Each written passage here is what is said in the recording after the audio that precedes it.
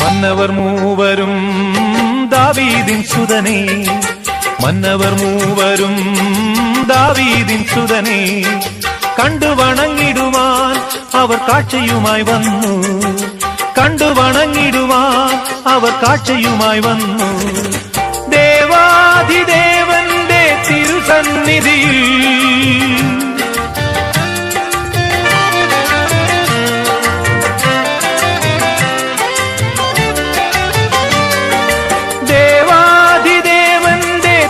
സന്നിധിയിൽ അവർ കാഴ്ചകൾ വെച്ചു വണങ്ങി.